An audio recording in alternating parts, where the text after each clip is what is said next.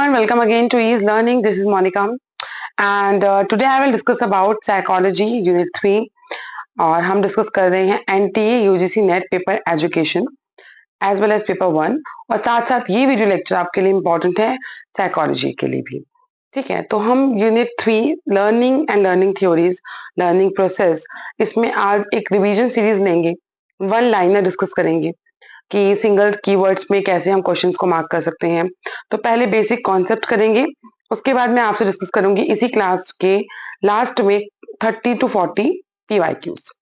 ठीक है, तो बहुत ही इंपॉर्टेंट लेक्चर है आज का आपके लिए। रिवीजन सीरीज है, एग्जाम बहुत नजदीक है, तो इस रिवीजन सीरीज से आपको बहुत हेल्प मिलेगी। CTET के बच्चों के लिए इंपॉर्टेंट लेक्चर है आज का, सारी कॉन्सेप्ट रिवाइज होंगे और हम धीरे धीरे डिस्कस करेंगे, रिवीजन करेंगे और डिस्कस भी इस तरीके से करेंगे कि आपने नहीं भी पहले कोई क्लास ली तो आप अच्छे से आंसर मार्क कर पाए। साथ में लास्ट में हम डिस्कस करेंगे PYQs। ठीक है, तो स्टार्ट करते हैं क्लास को। तो सबसे पहले हम बात करते हैं meaning of psychology. Meaning of psychology जिसे साइंस ऑफ सोल कहा गया, कि सबसे पहले जब साइकोलॉजी की बातें होना स्टार्ट हुई तो सोल की बात की गई, कि आत्मा के विज्ञान की बात की गई, साइंस ऑफ सोल। फिर लास्ट में कॉन्सेप्ट आया था science of behaviour, that is given bye Watson. तो आपको वॉटसन इसलिए बताया गया है ताकि ये क्वेश्चन आता है सीटेट में भी, नेट के एग्जाम में भी, पेपर 1 में भी। पेपर 1 में जो आपका टीचिंग एप्टीट्यूड है उसमें लर्निंग थ्योरी से कंसर्न क्वेश्चंस आते हैं।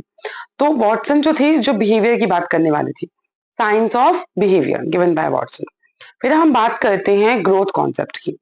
तो ग्रोथ की बात करें तो आपको एक कीवर्ड ध्यान रखना है, that is structural changes. Growth या मीन स्ट्रक्चरल चेंजेस, आपके बॉडी की फिजिकल चेंजेस की बात हो रही है। ठीक है, कि आपकी बॉडी कैसे चेंज होती है। एक टाइम तक हमारी हाइट वेट इंक्रीज होते हैं, हमारी बॉडी या जो हमारी फिजिकल चेंजेस है दैट कैन बी मेजरेबल, जिसे आप मेजर कर सकते हैं, जो एक टाइम पीरियड के बाद रुक जाती है। 21-22 तक हमारी हाइट अपना जो इंक्रीज होनी हो चुकी होती है, बोन्स की डेवलपमेंट हो चुकी होती है। तो ग्रोथ के साथ आपको कीवर्ड मिलेगा स्ट्रक्चरल चेंजेस। ठीक है, तो डेवलपमेंट में स्ट्रक्चरल चेंजेस भी आएगा प्लस फंक्शनल चेंजेस भी आएगा। फंक्शंस क्या क्या सीख रहे हैं आप, क्या स्किल सीख रहे हैं, quantitative as well as qualitative. ठीक है, कॉन्टिन्यूस टिल डेथ। ये तो हो गई कीवर्ड्स की बात कि ग्रोथ में स्ट्रक्चरल चेंजेस, डेवलपमेंट में स्ट्रक्चरल प्लस फंक्शन चेंजेस।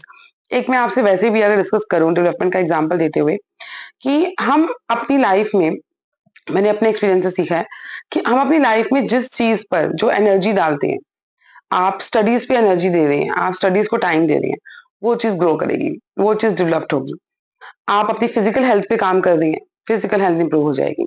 आप अपनी इमोशनल हेल्थ पे काम कर रही हैं, इमोशनल हेल्थ इंप्रूव हो जाएगी। आप अपनी मेंटल हेल्थ पे काम कर रहे हैं, मेंटल हेल्थ इंप्रूव हो जाएगी। बेसिक सा स्ट्रक्चर है, यह फंडा है कि जिस चीज पे हम काम करते हैं, अपनी एनर्जी देते हैं, वो चीज अल्टीमेटली डेवलप होती है, ग्रो करती है।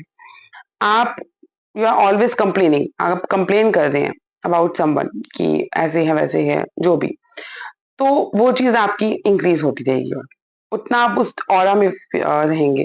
इससे अच्छा आप अपनी स्किल्स पे फोकस कीजिए। जैसे अभी नेट का एग्जाम है, बहुत कम दिन बचे हैं, सब फैमिली में है, कोई स्टूडेंट्स भी हैं, सबके पास 10,000 परेशानी है। ऐसा नहीं है कि कोई बिना परेशानी के है और एग्जाम देंगे, बहुत इजी इन्वायरमेंट है, नहीं, सबके पास दिक्कत है। हर कोई अपनी अपनी प्रॉब्लम से निकल रहा है। तो ऐसे में स्टडीज पे फोकस करना, अगर आपको एक्चुअल में नेट JRF चाहिए तो ये वो टाइम है कि बेस्ट देना अपने आप में, स्टडीज के ऊपर ध्यान देना, जिससे कि वो चीज डेवलप हो। जिस चीज पे एनर्जी लगाओगे वो चीज काम करेगी। ठीक है, फिजिकल हेल्थ पे काम करना शुरू करोगे कि आपको अपने ऊपर ध्यान देना है, आपको हर चीज अच्छी चाहिए, अब तो काम भी करना पड़ेगा उसके लिए, तो फिर वो चीज काम करेगी भी। अगर आप टाइम वेस्ट कर रहे हो तो रिजल्ट भी टाइम वेस्ट ही मिलेगा, आप एक्सपेक्ट नहीं कर सकते। क्योंकि मैंने ग्रुप में नोटिस किया है कि व्हाट्सएप ग्रुप, अगर मैं थोड़ा सा स्टडी से हट जाऊं 2 मिनट के लिए, व्हाट्सएप ग्रुप पे इतने सारे स्टूडेंट्स होने के बावजूद कुछ ही स्टूडेंट्स हैं जो रिप्लाई करते हैं, और मुझे पता है कुछ पढ़ते हैं रिप्लाई नहीं भी करते, कुछ ही हैं। सिर्फ कुछ ही स्टूडेंट्स हैं जो स्टडीज पे फोकस कर रखे हैं, या उन्होंने, उनको वेट होता है कि कब वीडियो लेक्चर आए और हम देखें या नोट्स देखें, अदरवाइज कोई कुछ भी नहीं कर रहा। तो हमें क्या हैबिट हो चुकी है कि चीजें इजीली हैं हमारे पास, अवेलेबल हैं, लेकिन आप उनको, उनके ऊपर कोई फोकस ही नहीं है आपका।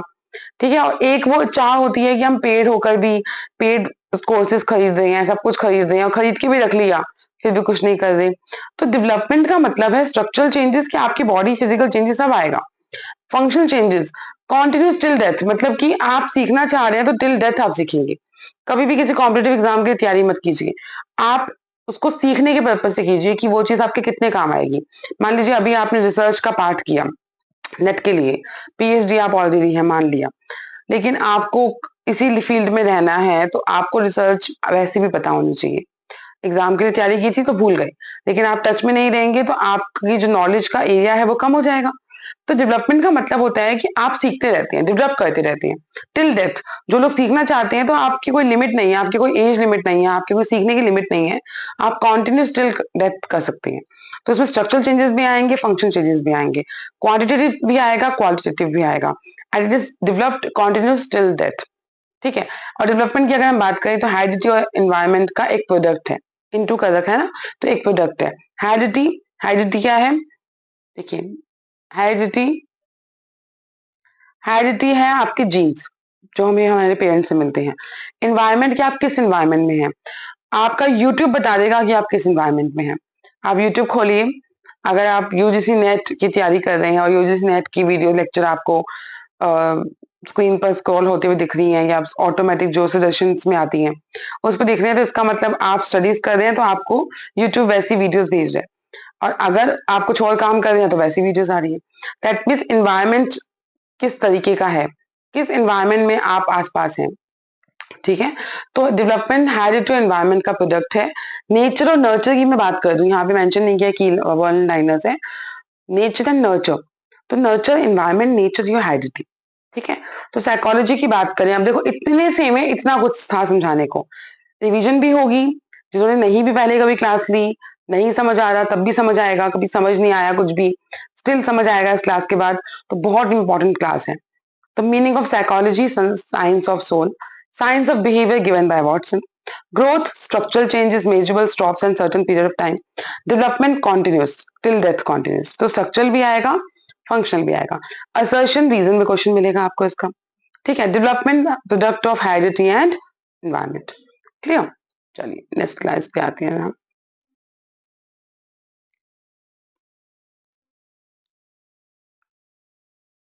अब देखिए, और psychology is said to be scientific study of behaviour and mental process.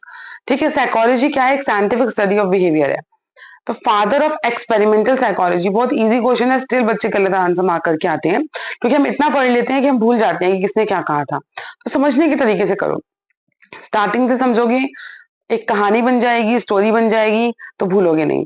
बिना स्टोरी की फॉर्म में समझोगे कि क्या कैसे कैसे हुआ था। मैंने आपको हमेशा, जैसे हमने जस्टिस वर्मा कमेटी भी किया ना, तो हमने जस्टिस वर्मा के बारे में कुछ चीजें से पहले से समझी ताकि जस्टिस वर्मा को समझ पाए, फिर उन्होंने क्या काम किया वो समझ पाए।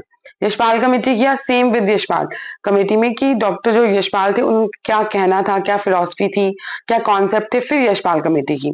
तो जिससे कि आपको भूलेंगे नहीं कि किसने टीचर एजुकेशन की बात की, किसने लर्निंग विदाउट बर्डन की बात की। तो स्टोरी फॉर्म में कीजिए चीजों को। तो ऐसी experimental psychology given by William Wundt. Different people often react differently to the same situation. ये बात होती है इंडिविजुअल डिफरेंस की एलिमेंट्स। प्रिंसिपल ऑफ साइकोलॉजी का बहुत बार एक सिंपल सा क्वेश्चन आया है, बट वही आप बहुत ज्यादा स्टडी करने के बाद भूल जाते हैं। जेम्स ने कहा था फर्स्ट साइकोलॉजी लेबोरेटरी हमारी जर्मनी में थी। In India first psychology laboratory was establish, India में अगर बात करें तो कलकत्ता यूनिवर्सिटी में 1960 में। ठीक है। तो साइकोलॉजी को बिहेवियर और मेंटल प्रोसेस की बात की गई। वन जो थे जो एक्सपेरिमेंटल साइकोलॉजी की बात करते थे, different people often react differently, तो इंडिविजुअल डिफरेंस की बात हम कर रहे हैं। प्रिंसिपल ऑफ साइकोलॉजी की book that is given by William James. और फर्स्ट लेबोरेटरी जो थी, फर्स्ट लेबोरेटरी आपकी जर्मनी में थी। इंडिया में बात करें तो कलकत्ता यूनिवर्सिटी में थी। ठीक है। Oldest method of psychology introspection method given by Titchener. Introspection method जब आप सेल्फ को स्टडी करते हैं, introspection method when you will study self. मैं अपने बारे में क्या सोच रही हूँ, कहाँ मुझे इंप्रूवमेंट की रिक्वायरमेंट है, मेरे पास कौन कौन से टास्क हैं, मुझे कैसे उन पर काम करना है, कैसे हम और अच्छे से काम कर सकते हैं। That is all done by introspection method. जब हम सेल्फ को स्टडी करते हैं, ऑब्वियसली सेल्फ को स्टडी कौन करेगा, हम खुद। ठीक है। तो सबसे ओल्डेस्ट मेथड था इंट्रोस्पेक्शन मेथड, टिश्नर ने दिया था, जिसमें किसकी बात की कि आप सेल्फ स्टडी की बात करेंगे, अपने आप को खुद से जज करेंगे। अब बहुत ही छोटा सा एक डायग्राम या एक टेबल जिसे आप कहेंगे जिसमें इजीली आपको समझ आए। स्टार्टिंग हुई थी बच्चे स्ट्रक्चरलिज्म थे। स्ट्रक्चरलिज्म का मतलब है कि ब्रेन के स्ट्रक्चर की बात करते हैं।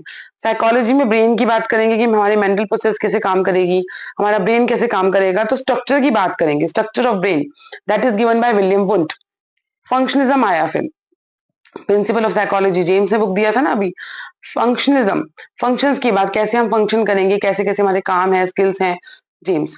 बिहेवियरिज्म, आप बिहेवियर की बात करते हैं, आप बिहेवियर से स्टडी करते हैं साइकोलॉजी को, ठीक है। स्कूल्स आइए, स्कूल्स ऑफ साइकोलॉजी की बात हो रही है, आप बिहेवियरिज्म की बात करें Watson. Humanistic approach, Maslow and Carl Rogers, ठीक है। ह्यूमनिस्टिक, ह्यूमैनिटी की बात की, ह्यूमनिस्टिक, मास्लो ने 5 आपकी जो नीड है की थ्योरी दी थी। कार्ल रोजर्स जिसमें ह्यूमनिस्टिक थ्योरी की बात करती हैं, ठीक है, Maslow. Psycho analysis, single person है सिगमंड फ्रॉइड, बहुत क्रिटिसाइज किया गया इनकी बातों पर, क्योंकि इन्होंने कुछ ऐसी ऐसी बातें कर दी थी मदर फादर को लेकर बच्चों के साथ, जो क्रिटिसाइज कर दी गई।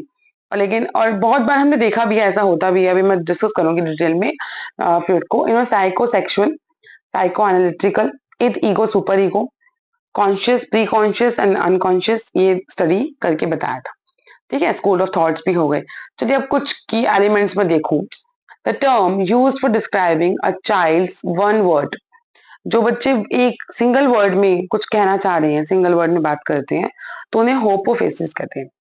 टेलीग्राफिक स्पीच, 2 वर्ड्स की यूज करते हैं, बच्चे बोलना सीखते हैं, लैंग्वेज डेवलपमेंट होती है, तो 1 वर्ड से समझा रहे हैं, बार बार एक ही वर्ड को अलग अलग तरीके से बता रहे हैं, तो होलो, ठीक है। देन आपका telegraphic 2 word, the range of IQ between people of moderate mental retardation. अभी मैं आपसे कमेंट सेक्शन में पूछूंगी और आप जवाब नहीं देंगे तो मैं लेक्चर्स बनाना बंद कर दूंगी, क्योंकि अगर आप लोगों को देखनी है और रिप्लाई नहीं करना है तो फिर नहीं देने लेक्चर्स भी मुझे, ठीक है। तो कमेंट सेक्शन में मुझे आईक्यू का टेबल चाहिए, जिसमें सब बता रखा हो कि आपका जीनियस कौन सी स्टेज पर आता है, इडियट कौन सी स्टेज पर है, नॉर्मल किस कैटेगरी में आएगा, ये सब। तो मेंटल रिटार्डेशन की बात अगर करें तो 35 से 40 और 55 52 55 के बीच में आता है। तो कुछ की एलिमेंट है। The term serial position effect by, एक टर्म है serial position effect as, coined by Hermann हेविगस, ठीक है। इन्होंने एक वर्ड दिया था सीरियल पोजीशन इफेक्ट। तो ये कुछ की एलिमेंट्स यूज किए हैं ताकि आपको अंडरस्टैंडिंग हो जाए, और ये फॉर पेपर 1 का पार्ट बन जाते हैं। डिस्ट्रीब्यूशन प्रैक्टिस या डिस्ट्रीब्यूटेड प्रैक्टिस, ये जिसमें हम लोगों को मेमोराइज करने में ना, हम किसी एलिमेंट को किसी के साथ कनेक्ट कर देते हैं। मान ली कोई पर्सन हमें नहीं पसंद, और तो हम बोलेंगे ये पसंद नहीं है, और ऐसा ही कोई और अगर मिल जाए तो हम उसे उससे कनेक्ट कर देंगे, तो डिस्ट्रीब्यूटेड प्रैक्टिस कहेंगे, ठीक है। जैसे कोई मान लीजिए मैथ्स का टीचर है, बहुत स्ट्रिक्ट है, और एक न्यू पीटीआई टीचर आया, वो भी बहुत स्ट्रिक्ट है, तो हम कहेंगे मैथ्स के जैसे ही है, ये टीचर जो है ये मैथ्स वाले सर जैसे ही है। डिस्ट्रीब्यूटेड प्रैक्टिस, जिसमें हम किसी को मेमोराइज करते हैं, ठीक है। मेमोराइजिंग पोएम इसके लिए यूज किया जाएगा। ड्यूरेशन है शॉर्ट टर्म मेमोरी, मेमोरी का मैंने चैप्टर आपको करवाया था, आई थिंक पेड क्लास में मेमोरी वाला, मेमोरी एंड फॉरगेटिंग हुआ है, यूट्यूब पे मैंने अभी नहीं अपलोड किया है, तो मैं जल्दी लेकर आऊंगी। Duration of short term memory 30 second, हम कुछ चीजें जो बिल्कुल शॉर्ट टर्म मेमोरी है तो 30 सेकंड से कम उसमें भूल जाएंगे, ठीक है। मेमोरी की बात करें 30 सेकंड्स हमारी मेमोरी में रहेंगी वो। देन आपका VIBGYOR to study the colours of rainbow, तो निमोनिक्स, जैसे कि हमने क्या किया, रेनबो के कलर्स को एक नाम दे दिया, है ना। निमोनिक्स बहुत पढ़ाते हैं हम कि कुछ चीजें बहुत टफ है तो निमोनिक्स से याद करवा दिया, तो उस टर्म को कहते हैं निमोनिक्स। मतलब इन टर्म्स को क्या कहते हैं, कोई सिंगल वर्ड में आपको बता रहा है कुछ तो उसे होलोफेसिस कहेंगे। 2 वर्ड्स टेलीग्राफिक में बता रहा है तो 2 वर्ड स्टेज हो गई।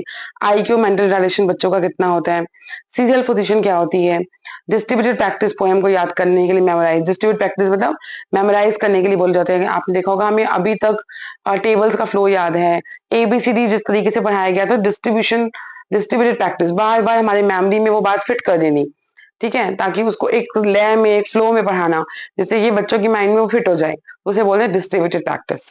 शॉर्ट टर्म मेमोरी कितनी रहती है, 30 सेकंड से कम। और किसी चीज को निमोनिक तरीके से पढ़ाना है कि उस चीज का हमने अलग से अपना कुछ नाम निकाल के दे दिया, दैट इज निमोनिक्स, उसे आप क्या कहेंगे, निमोनिक्स, ठीक है। चलिए नेक्स्ट देखिए,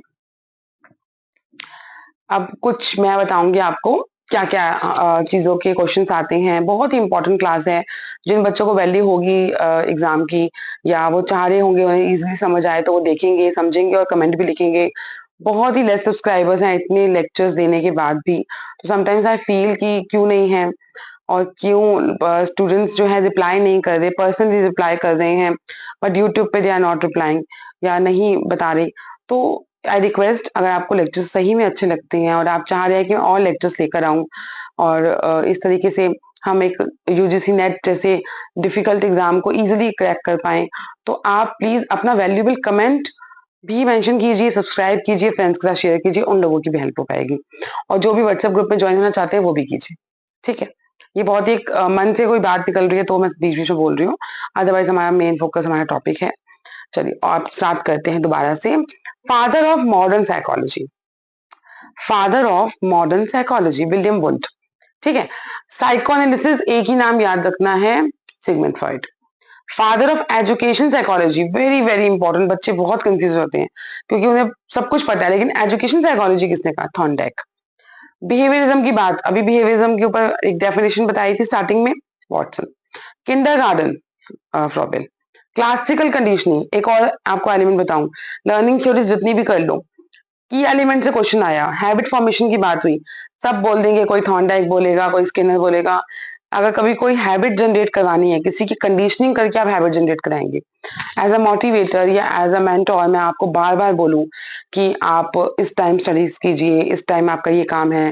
जैसे मैं ग्रुप में बोलती भी रहती हूँ कि 10 टॉपिक्स डेली आप तैयार कीजिए, आप मुझे टफ टॉपिक्स शेयर कीजिए, मैं आपको लेक्चर दूंगी उसके ऊपर। तो मैं बार बार अगर कर रही हूँ तो कहीं ना कहीं आपके माइंड में क्लिक होगा। डेली आपने देखा होगा कि व्हाट्सएप स्टेटस पर ग्रुप्स में हम सिंगल सिंगल क्वेश्चन डिस्कस करते हैं कि एक दो तीन बार चार बार आप जितनी बार रीड करेंगे तो आपको समझ आएगा कि कॉन्सेप्ट चल क्या रहा है, ठीक है। सिलेबस है क्या आखिर में। अभी आप एजुकेशन के स्टूडेंट हैं, आपको इंग्लिश का सिलेबस उठाकर दे दें या मैथ्स का सिलेबस उठाकर दे दें, नहीं समझ आएगा ना, क्यों? क्योंकि कभी हाथ ही नहीं लगाया, कभी देखा ही नहीं। आपको बार बार एक चीजों की प्रैक्टिस करनी पड़ेगी, कंडीशनिंग करनी होगी आपके दिमाग की। आप अपने आप फिर बुक्स उठा के बैठेंगे। सब बिजी हैं भाई, सब के सब बिजी हैं, मैं नहीं कह रही कि कोई भी फ्री है, बहुत बिजी है, मैं बहुत बिजी हूँ, सब बहुत बिजी है। तो तब भी अगर हमने डिसाइड किया है कि नेट का एग्जाम देना है, नेट क्वालिफाई करना है, जेआरएफ करना है, तो अपने हाथों को तकलीफ देनी होगी। बुक उठाइए, नोटबुक उठाइए, लेक्चर देखिए साथ साथ लिखिए, लेक्चर देखिए साथ साथ लिखिए, लिखने के बाद देखिए पीडीएफ, पीडीएफ सिर्फ हेल्प के लिए, फिर वापस लेक्चर देखिए, लिखिए, और एक एक टॉपिक देखते जाइए, लिखते जाइए। देखिए कैसे इजीली आपको टॉपिक समझ आने लग जाएंगे कि ये टॉपिक कौन सी यूनिट में है, ये टॉपिक हम कैसे करेंगे। तो क्लासिकल कंडीशनिंग में भी कंडीशनिंग की गई थी। एक क्वेश्चन आया था कि गुड हैबिट जनरेट करनी है, तो बहुत सारी थ्योरीज थी, तो कौन सा आंसर होगा, क्लासिकल कंडीशनिंग। जब भी आपने किसी बच्चे में हैबिट जनरेट करना है, गुड और बैड, वेदर कुछ भी आपको जनरेट करना है, तो आप क्लासिकल कंडीशन पे मार्क करेंगे। ऑपरेंट कंडीशनिंग स्किनर ने किया था, स्किनर बॉक्स लेकर आए थे। ट्रायल एंड एरर थॉर्नडाइक ने दिया था। इनसाइट कॉलर वदिमर कोफा, ठीक है, इनसाइट थ्योरी, इनसाइट की अपनी हेल्प लेकर किया। Laws of learning primary and secondary law, है ना, लॉज ऑफ लर्निंग थॉर्नडाइक। तो कुछ के एलिमेंट देखो, मॉडर्न साइकोलॉजी वुंट, साइकोएनालिसिस एक एलिमेंट दिख गया आपको, Freud. Education psychology Thorndike, behaviourism Watson, kindergarten Froebel, classical conditioning Pavlov, operant conditioning Skinner, trial error theory Thorndike, insight Kohler, laws of learning Thorndike. That means इन सबके individual lecture available है channel पे, जिनको lecture detail में देखना है कि क्या है ये थ्योरीज, लेक्चर देखिए आप, ठीक है। चलिए, बहुत ही अच्छी एक स्लाइड आई है, ठीक है। Overt behaviour, covert behaviour, conversion thinking, diversion thinking, question मिलेगा ही मिलेगा। क्यों? क्योंकि नाम से समझ नहीं आ रहा, अब हम समझाएंगे अभी नाम से। ओवर्ट, ओ, ओ मतलब are directly observable like running, blinking, stretching, मतलब जो चीज सामने से दिख रही है, आप बहुत ही डायरेक्टली ऑब्जर्व कर सकते हैं। ओवर्ट मतलब डायरेक्टली ऑब्जर्व, ऐसा बिहेवियर बच्चे का जो आपको डायरेक्टली ऑब्जर्व करने से दिख रहा है, that is overt behaviour. Covert, केव भी होता है ना, सी से केव याद रख लेना, या कोई चीज छुपी हुई है, आपके प्राइवेट इवेंट, आपके माइंड में क्या चल रहा है। मैं अपनी भी बात बताऊं तो मुझे पहले अपने प्लान्स को शेयर करने की बहुत हैबिट थी अपने नियर डियर वन से, कि मैं क्या करने वाली हूँ, मुझे बहुत हैबिट थी। और मैंने जब नोटिस किया कि ये चीज नहीं बोलनी है, ठीक है, आप कोवर्ट बिहेवियर, आपके पास वो, क्योंकि आपकी प्लानिंग, आपका माइंड लोग समझ ही नहीं पाते, क्योंकि आप सपने भी अलग देख रहे हो, नॉर्मल से अलग देख रहे हो। लोग जॉब के सपने देख रहे हैं, आप कुछ और ही सोच रहे हो। आप यूट्यूब से कोई अर्निंग नहीं आ रही है बट आप यूट्यूब सोच रहे हो। तो आपके सपने भी अलग हैं, आपकी थॉट्स भी अलग हैं, आपको क्यों पीपीटी बनानी है, किसी के लिए क्यों लेक्चर बनाना है, ठीक है? तो ऐसा नहीं है कि मतलब बहुत इतने सारे एफर्ट में इतना सा रिजल्ट मिलता है अगर, तो लोगों की समझ के बाहर है वो चीज़ें। तो मैंने नोटिस किया कि जब भी मैं डिस्कस करती हूँ अपनी चीज़ें, मैं अगर अपना एग्ज़ाम्पल दूँ, तो अब एक और टेंशन आती है कि सामने वाले को समझ ही नहीं आ रही है, उनको लगता है आप पागल हो। आप ही नॉर्मल ही नहीं हो जो आप ये सोच भी रहे हो। लेकिन आपकी थिंकिंग क्लियर है, आपको पता है कि आपको क्या करना है। आपको पता है आपको कहाँ सैटिस्फैक्शन मिलेगा, क्यों काम करना है या किस लिए करना है, अपनी सैटिस्फैक्शन के लिए करना है या आपको अपने सीखने के लिए करना है या आपकी अलग थॉट है उनसे। तो मैंने क्या नोटिस किया कि अपने प्लान्स को खासकर अगर आपको पता है कि आप ठीक हैं, अपने प्लान्स को आप क्या करने वाले हो, फ्यूचर प्लान्स को भी और एट प्रेज़ेंट क्या सिनेरियो है आपकी लाइफ़ में, डोंट डिस्कस विद एनीवन। नहीं डिस्कस करो, क्या करने वाले हो, ठीक है? कर भी दिया तो भी डिस्कस मत करो, अपने आप आपका जो समय है ना वो बोलेगा। तो कोवर्ट जिसमें आप प्राइवेट इवेंट्स रखते हैं, आप अपनी इमेजिन और थिंकिंग को ज़्यादा डिस्क्लोज़ नहीं करते, तो कोवर्ट। ओवर जिस जो चीज़ दिख रही है, सबको दिख रहा है आप क्या-क्या कर रहे हो, जो छुपाए नहीं छुपती, तो ओवर बिहेवियर। ऐसा बिहेवियर जो आपका पार्ट है, सबको पता है आप काइंड हार्टेड हो या सबको पता है आप ये काम कर रहे हो या आप का मॉर्निंग शेड्यूल ऐसा है, आपका इवनिंग शेड्यूल ऐसा है, आप जॉब कर रहे हो मतलब जो सामने-सामने है, जो छुप नहीं सकता, जो दिख रहा है। कोवर्ट बिहेवियर आपकी इमेजिन और आपकी थिंकिंग और एक की एलिमेंट मैं बताऊँ, योर प्राइवेट इवेंट्स जो आपको डिस्क्लोज़ सबको मत डिस्क्लोज़ करो। Don't discuss with anyone. आपका कोई एक दोस्त, आपका कोई एक फैमिली मेंबर जिससे आप डिस्कस कर सकते हो, उससे भी लिमिटेड, ठीक है? समझा नहीं सकते हम क्योंकि अपनी चीज़ें। तो आप कम डिस्कस करोगे, आप देखोगे आप डिस्कस जब भी कम करोगे, तो आप में ग्रोथ ज़्यादा आएगी। तो कोवर्ट जो आपका प्राइवेट इवेंट है, ओवर्ट बिहेवियर जो विजिबल है, ठीक है? कन्वर्जन थिंकिंग, देखिए कन्वर्जन का मतलब होता है single dot, conversion. Diversion thinking, अपने एरिया को आपने बढ़ा दिया, बहुत बड़ा कर दिया। डायवर्जन थिंकिंग, कन्वर्जन जब आप एक ही सोल्यूशन पे काम करेंगे, this is your conversion. Diversion आप क्रिएटिव हो। एक क्वेश्चन और बताऊं मैं आपको बच्चे कि एक क्वेश्चन आया था परफेक्शन को लेकर, एक क्वेश्चन आया था परफेक्शन को लेकर कि अगर आप परफेक्शन है आपके पास परफेक्ट हैं आप, तो आप क्रिएटिव हैं या नहीं? बिल्कुल नहीं। कोई भी परफेक्ट पर्सन क्रिएटिव नहीं हो सकता। अगर आप परफेक्टली अपना कोई काम कर रहे हैं ना, तो आपने अपने थिंकिंग प्रोसेस को वाइड ही नहीं किया। बहुत ही तरीके से परफेक्ट मैनर में अपना काम कर दिया।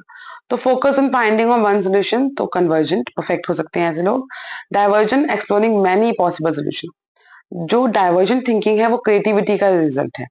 आप क्रिएटिव हैं तो आप परफेक्ट तो नहीं होंगे। आप आप क्रिएटिव हैं, आपके पास 10,000 सॉल्यूशन है एक काम को करने के लिए। फिर आपका नेक्स्ट क्वेश्चन आता है, टॉपिक आता है माइंड मैपिंग। अपने माइंड को मैपिंग देना। हम माइंड को बहुत ईज़िली चीज़ों को कन्वे कर सकते हैं, किस-किस तरीके से काम करना है। That is known as mind mapping, जिसमें विजुअल्स, इमेजेस सब आ जाएगा। स्कैफोल्डिंग किसमें आया था? वाइगोस्की की थ्योरी में आया था। स्कैफोल्डिंग वाइगोस्की की थ्योरी में आया था ये, है ना? तो स्कैफोल्डिंग का मतलब होता है टेम्परेरी असिस्टेंस, जब आपको ज़रा-सी हेल्प की रिक्वायरमेंट है। स्कैफोल्डिंग मीन्स आपको इतनी सी हेल्प की रिक्वायरमेंट है, ठीक है? चलिए, नेक्स्ट पे आते हैं। बहुत इम्पोर्टेंट, आराम से डिस्कस करेंगे। आज की क्लास थोड़ी-सी लेंदी होगी, बट आपको बहुत सारा टॉपिक मैं कवर कराऊँगी। हो सकता है 1 आवर की क्लास हो ये, क्योंकि मेरे कॉन्सेप्ट्स के बाद हम पीवाईक्यूज़ भी इसी क्लास में डिस्कस करेंगे, ताकि एक लेक्चर आप लगाएँगे तो आपको काफ़ी सारी प्रॉब्लम के सॉल्यूशन मिल जाएँगे। Domains of learning, BS Bloom को याद कीजिए। Domains of learning, cognitive your mind, your thinking, your perception, your knowledge, your problem solving. Cognitive, ठीक है? बीएस ब्लूम के थे ये, 2 बार दिया था इन्होंने, 56 में एंड 2001 में। Cognitive domain, thinking, knowledge, problem solving, cognitive, ठीक है?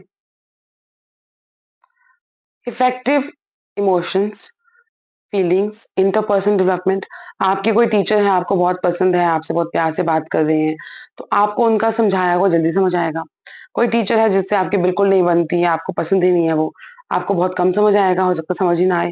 तो इफेक्टिव डोमेन जहाँ पे इमोशनली कनेक्टेड है आप, तो आपको जल्दी अंडरस्टैंडिंग होगी। साइकोमोटर योर बॉडी और movements, body motor activities, physical skills, motor activity में हाथ पैरों का हिलना, इसमें सारी स्किल्स आ जाएंगी। ड्राइविंग आपकी एक स्किल है, साइकिलिंग स्किल है। तो साइकोमोटर जो है जिसमें आप बॉडी और ब्रेन दोनों का यूज करेंगे। तो cognitive your mind, thinking, knowledge, problem solving, effective your emotions, feelings, interpersonal development. Psychomotor is physical skills and motor activities. ये थे आपके domains of learning. Learning disabilities बहुत बड़ी कॉन्सेप्ट होते थे पहले। ये PWD एक्ट आया, ठीक है, right of person disability act आया, तो कुछ डिसेबिलिटीज बताई गई, उसमें तो बहुत सारी थी। डिस्ग्राफिया, डिस जो है ना, ये word dis, that is not functioning, not functioning. तो ये जो डिस कॉन्सेप्ट है, डिस,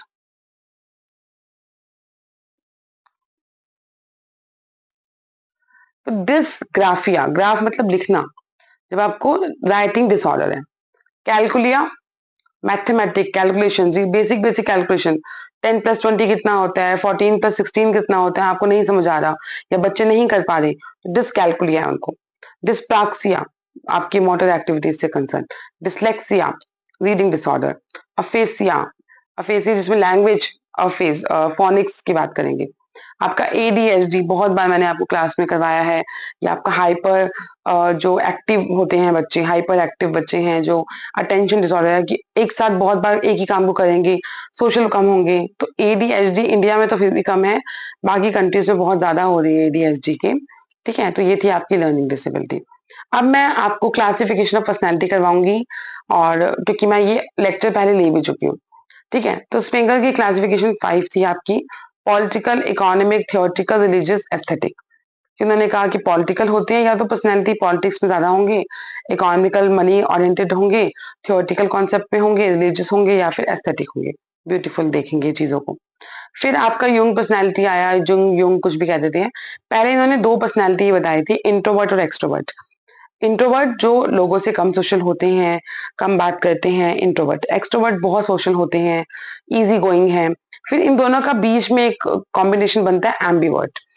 एम्बीवर्ट, तो एम्बीवर्ट इंट्रोवर्ट भी होते हैं, और जिनके साथ अच्छे से घुल मिल गए उनके साथ एक्सट्रोवर्ट हो जाते हैं। तो 80% लोग एम्बीवर्ट हैं इस टाइम। सबके साथ नहीं घुल मिलेंगे, लेकिन जिनके साथ घुल मिल गए उनके साथ बहुत अच्छे से बिहेव करेंगे, उनके साथ हाई सोशल भी होंगे, सब कुछ एंजॉय करेंगे। ठीक है, तो इंट्रोवर्ट जो शाय होंगे, अपने आप में रहेंगे। तो पहले दो क्लासिफिकेशन थी, बाद में थर्ड आई, एम्बीवर्ट। फिर आप देखिए 16 PF RB कैटल ने दिया था। इन्होंने 16 पर्सनैलिटी फैक्टर्स दिए थे।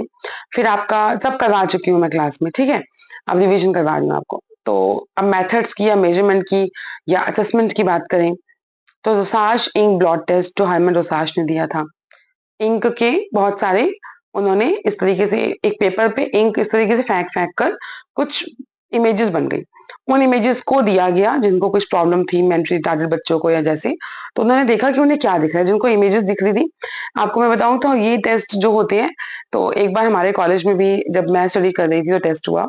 तो इमेजेस थी दी थी और देखना था कि क्या रिजल्ट निकल कर आता है।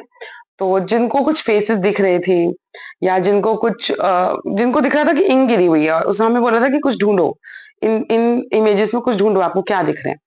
तो मैं तो ढूंढने लग गए हम। तो जिसको जितना ज्यादा दिख रहा था वो बच्चे क्रिएटिव थे। ठीक है, तो जिसको सिर्फ दिख रहा था कि इमेजेस ही हैं, इंक का कुछ है या कुछ ऐसा कोई शेप नहीं दिख रही है, तो वो लेस क्रिएटिव थे। तो मुझे सबसे ज्यादा दिखा था उस टाइम। तो मैम ने कहा ये अब नॉर्मल बच्चों की तरफ जाता है, कि बहुत ज्यादा आपको दिख रहा है कि कुछ तो दिख ही रहा है इसमें। तो एक मजाक बना था, लेकिन बाद में लेटर शी सेड की क्रिएटिव चिल्ड्रन की होती है। तो इस तरीके से इंक ब्लॉट टेस्ट होता है, हरमन रोसाश ने दिया था। Thematic apperception test TAT Murray Morgan ने दिया था। चिल्ड्रन एप्रिसिएशन टेस्ट कैट एलवी बैलेट ने दिया था, जो बच्चों के ऊपर था। The concept of mental age, ये बहुत क्वेश्चन आता है बच्चे, टेस्ट तो नाम से आप समझ जाएंगे। ठीक है, जैसे अब डिटेल में डिस्कस करने के लिए लेक्चर्स हैं, देख लेना कि किसमें कितने कार्ड्स थे, वो टेस्ट है ना ये जो, कि 10 कार्ड्स थे, 10 5 ब्लैक थे, 5 वाइट थे, 1 कलर थे, इस तरीके से वो आप टेस्ट देख लेना, लेक्चर देख लेना उसका एक। The concept of mental age given by Binet, ये याद रखना है आपको, बहुत इंपॉर्टेंट बात। The concept of mental age given by Binet. Concept of IQ given by Stern, IQ का कॉन्सेप्ट स्टर्न ने दिया था। आईक्यू फॉर्मूला टर्मिनल का है। आईक्यू कॉन्सेप्ट और आईक्यू फॉर्मूला दोनों अलग बातें हैं। Concept was given by Stern, formula was given by Terman and Merrill is given by बिने। ठीक है, ये आपको याद रखना है। चलिए चलिए, ये भी बहुत अच्छी एक स्लाइड है जिससे बहुत अंडरस्टैंडिंग होगी आपको। फादर ऑफ इंटेलिजेंस टेस्ट बिने। ठीक है, फादर ऑफ इंटेलिजेंस टेस्ट किसको कहा गया? बिने को। The first intelligence test was designed by Binet and Simon. ये आपने क्वेश्चंस बहुत ध्यान रखने हैं। The first intelligence test was designed by Binet and Simon. One factor theory Alfred Binet. दोबारा से देखो, इंटेलिजेंस टेस्ट मेंटल एज भी किसने यूज किया था? बिने ने। इंटेलिजेंस टेस्ट के फादर भी कौन है? आईक्यू टेस्ट जिसकी हम बात करते हैं, बिने। इंटेलिजेंस टेस्ट जो डिजाइन किया था बिने और सिमन ने। One factor theory Binet, unifactor से। Two factor theory Spearman. Triarchic theory Sternberg. Tri, तीन एलिमेंट थे। मल्टी फैक्टर थ्योरी, ये आपको बहुत ध्यान रखना है, multi factor theory E L Thorndike की है। Group factor theory Thurstone. Theory of multiple intelligence Gardner, 8 type of intelligence थी, नाइन्थ भी इंट्रोड्यूस की। Three dimension theory of intelligence Guilford. ठीक है, तो फादर ऑफ इंटेलिजेंस टेस्ट कौन था? Binet. Intelligence test first time design किसने किया था? Binet and Simon. One factor theory Alfred Binet. Charles Spearman कौन थे? टू फैक्टर के लिए। Triarchic Robert Sternberg. Multi factor Thorndike. Group factor Thurstone. Multiple intelligence Gardner. Three dimensional theory of intelligence Guilford. जैसे 180 elements थे इसमें, ये मैंने आपको दे ही दिया इसमें। मैं सोच रही थी आप लिख कर देंगे मुझे कमेंट सेक्शन में। बहुत इंपॉर्टेंट टेबल है। 140 से स्टार्ट करो, 140 से स्टार्ट करो। जीनियस 140, देखो बीच वाला याद कर लोगे ना तो सब हो जाएगा। 90 टू 110 या 109 नॉर्मल और एवरेज लोगों की है। सबसे कम याद कर लो, फिर 0 टू 24। गिफ्टेड याद कर लो 140। सुपीरियर 120। Above average 190। हम लोग सब 90 टू 110 के बीच में है। फिर उसके बाद आपका 25 से 30 भी imbecile, that feeble minded, moron and below average. इस तरीके से आपकी टेबल है। क्या टेबल है? ये आईक्यू टेबल है। चलो, ये तो मैंने आपको करवा दिया कॉन्सेप्चुअल सीरीज। करते हैं क्वेश्चन स्टार्ट। ठीक है, which of the following is an acquired trait? कौन सा इसमें से एक्वायर्ड ट्रेट है? ट्रेट मतलब क्वालिटी। कौन सा एक्वायर्ड है? आई कलर भगवान ने दिया है, ब्लड टाइप, ठीक है, सन टैन, हाइट। तो इनहेरिटेड ट्रेट कौन से हो गए जो पर्सन में जब से डेथ बर्थ हुआ, सॉरी, तब से होते हैं? आई कलर, जब हमारा बर्थ होता है, हमारा कलर, ब्लड टाइप, हाइट। तो सन टैन है जो एक्वायर्ड है, ट्रेट तो है नहीं। चलो नेक्स्ट क्वेश्चन देखिए। Operant conditioning aims to conditioning what? क्या कंडीशनिंग? जैसे मैंने आपको बोला क्लासिकल कंडीशनिंग गुड हैबिट्स के लिए, कंडीशन करते हैं किसी में, हैबिट जनरेट करते हैं, तो classical conditioning. Operant conditioning emitted response, कि आपको रिस्पॉन्स को कब रखना है और कब छोड़ देना है। तो एमिटेड रिस्पॉन्स क्या होता है? Behaviour of action that is produced by an organism usually to obtain voluntary actions. क्या बार बार एक काम करेंगे तो एमिटेड रिस्पॉन्स मिलेगा। ठीक है, next question. The nature nurture debate in education psychology refers to. अभी करवाया nature nurture, influence of genetics versus environmental, parents versus teacher, nature versus nurture and none of these. बताइए। पहला ये हेरिडिटी और environment. अभी बताया था नेचर मतलब हेरिडिटी, नर्चर मतलब एनवायरमेंट, हेरिडिटी और environment. Which theory suggest that learning occurs through observation and imitation? आपको मैंने सोशल लर्निंग थ्योरी करवाई थी अल्बर्ट बंडूटा की, जिसमें एक बोबो डॉल होती है। जब देखा कि टीवी में डॉल के साथ जो जो हुआ, बच्चों ने टीवी देखकर वैसे वैसे डॉल अपने साथ, अपनी डॉल के साथ भी वैसे ही किया। तो सोशल लर्निंग जिसमें आप ऑब्जर्व करते हैं फिर नकल उतारते हैं, इमिटेट करते हैं, तो कौन सी थ्योरी है? Social learning theory. ठीक है। Degree of consciousness about thinking, feeling and action. Consciousness, consciousness की बात किसने की थी? सिगमंड फ्रॉइड ने, है ना। तीन थी, कॉन्शियसनेस, प्री कॉन्शियसनेस एंड सब कॉन्शियसनेस या अनकॉन्शियसनेस। प्री कॉन्शियसनेस एंड सब कॉन्शियसनेस एक बात है, फिर अनकॉन्शियसनेस। सबसे पहले कॉन्शियस, अभी यहाँ पर मैं स्टडीज कर रहे हैं, समझ रहे हैं, कॉन्शियस स्टेज पे हैं। प्री कॉन्शियसनेस या सब कॉन्शियसनेस की कुछ चीजों को हम याद करने की कोशिश करेंगे तो आ जाएगा। अनकॉन्शियसनेस की होश ही नहीं है हमें, हम या तो सो रहे हैं या तो बेहोश हैं, हमें पता नहीं है, अनकॉन्शियस है अबाउट। तो कॉन्शियसनेस की बात, सेल्फ अवेयरनेस, ठीक है। Theory of cognitive development given by Erikson, Jean पियाजे, फ्रॉइड, कोलबर्ग।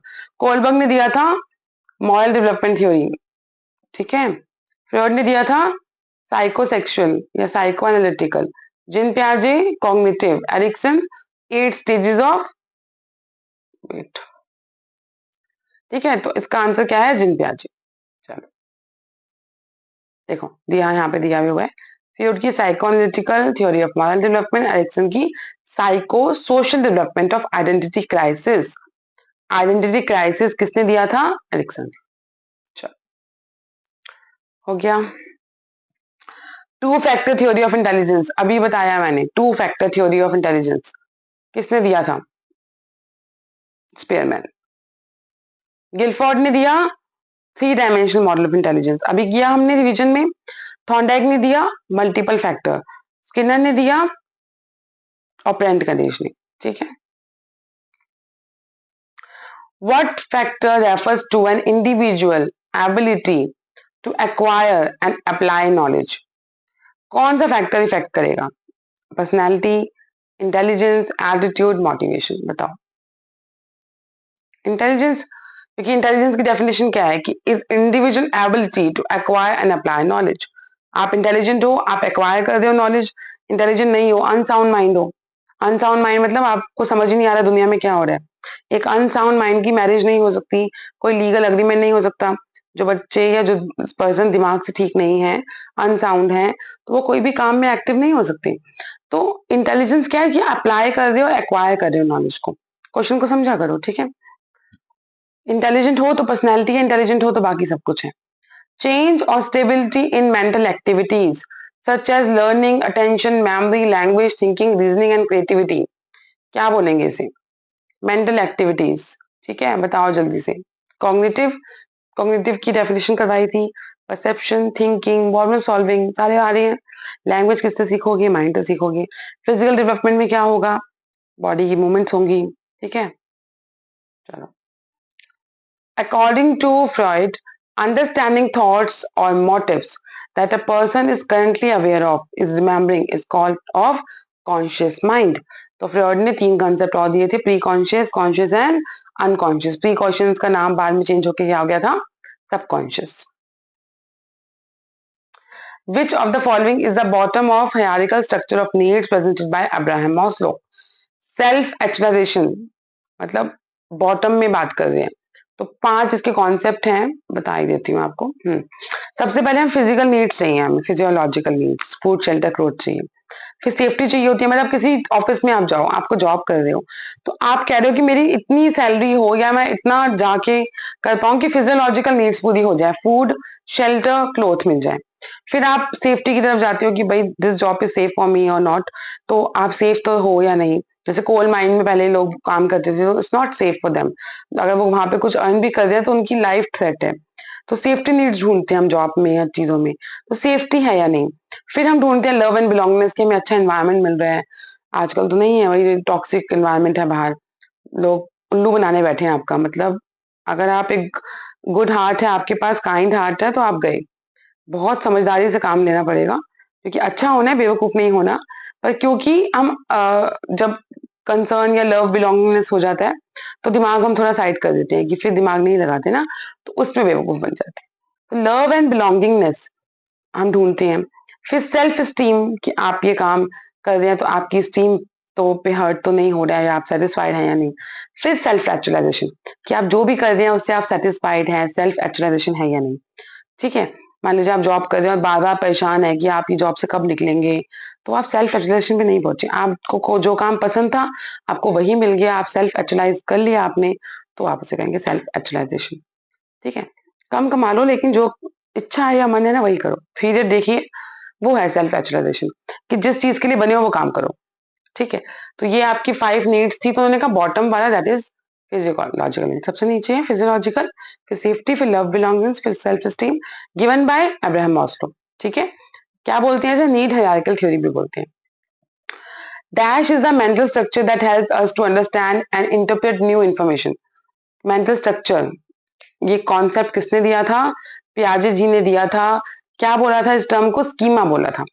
स्कीमा क्या होता है कि आपके माइंड में किस चीज को लेकर क्या इमेज बनता है। आपको मैंने थ्योरी करवाते वक्त एग्जांपल भी दिया था कि एक बॉल है, जिस जो बच्चे के माइंड में बॉल है, सेम वैसी दिखती हुई अगर एग आप दे देंगे, बॉल जैसा एग दे देंगे, तो उसको लगा ये तो बॉल है, इसको थ्रो करना है, तो उसके माइंड में उस चीज को लेकर, व्हाइट कलर की बॉल को लेकर क्या इमेज बनी थी कि